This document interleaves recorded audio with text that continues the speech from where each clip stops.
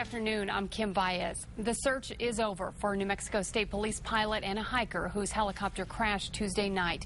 Crews recovered the bodies of Sergeant Andy Tingwall and hiker Megumi Yamamoto just before noon today. They were just 30 feet from the wreckage. News 13's Dave Bowman is live at the Department of Public Safety headquarters with the latest. Kim, at 12,000 feet, things change quickly. That word from State Police Chief Faron Segotta, who's talking about the weather blamed in Tuesday night's crash. Less than 2 hours after this morning's search started, Black Hawk helicopters from the New Mexico National Guard spotted the bodies of Sergeant Andy Tingwall and Megumi Yamamoto on a ravine near the Santa Fe Baldy. The bodies were just 30 feet from the wreckage. We're also learning more about Tuesday night's crash. The details come from Officer Wesley Cox. He's a survivor of the crash who walked a mile to safety with a crushed leg and a broken back.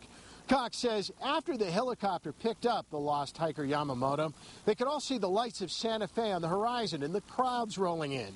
Seconds later, when the helicopter reached altitude, the clouds had rolled in and visibility was zero. We believe the tail rotor clipped a tree, which caused some damage to the helicopter and caused Sergeant Tingwall to ultimately kind of control crash, if I can use those terms, into the ravine. Chief Segotta also added that Wesley Cox, the survivor, was the only one in the crash who was not thrown from the helicopter. An investigation will determine if that's the reason he lived and the others did not. Back to you. Okay, thanks, Dave. Now, the chief says that OMI will have to determine if Tingwall died from injuries he received in the crash or from the elements. The one survivor, Officer Cox, said he and Tingwall were able to shout out to each other in the hours after the crash. Wednesday morning, when Cox tried to contact Tingwall again, he said Tingwall didn't answer. Now, we also learned today that Tingwall's wife, Leanne, who is a supervisor at the State Police Dispatch Center, was present when the first calls came in. State Police Sergeant Andy Tingwall is being remembered as a brave man who was dedicated to being an officer. News 13's Jessica Gaddate has more from the Newsplex. During the press conference today, State Police Chief Faron Segotta couldn't say enough good things about Sergeant Tingwall. Well, obviously, it's a very somber day for the State Police. I was blessed to have known Andy from the day he came on. As a young rookie officer, he was assigned to the Gallup District.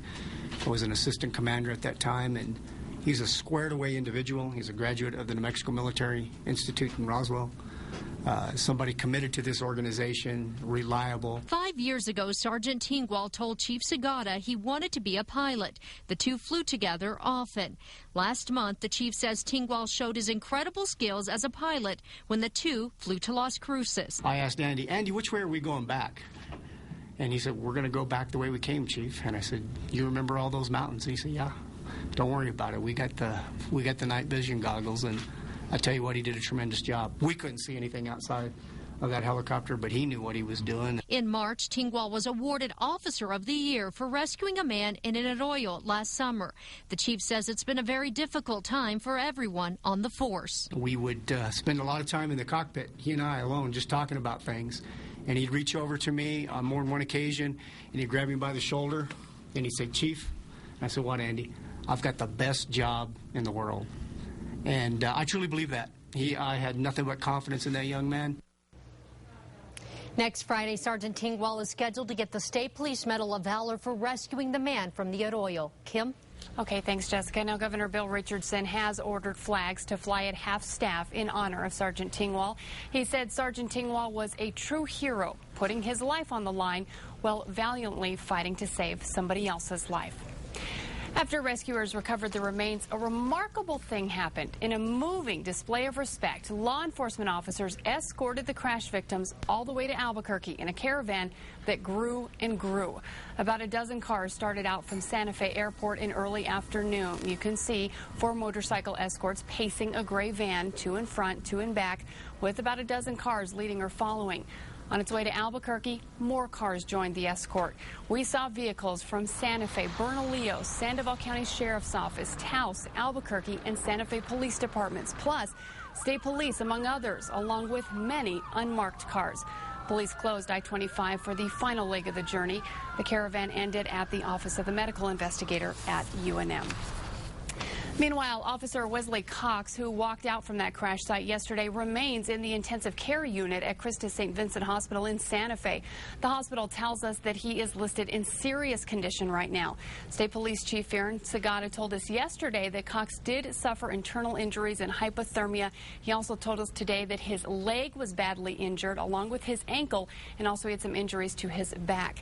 Cox has been with State Police for 7 years. He was a spotter in the rescue operation, but he also works on the Santa Fe bomb team. He was awarded the Purple Heart in January of 2006 after being hit by a vehicle during a traffic stop on I-25 at La Bajada.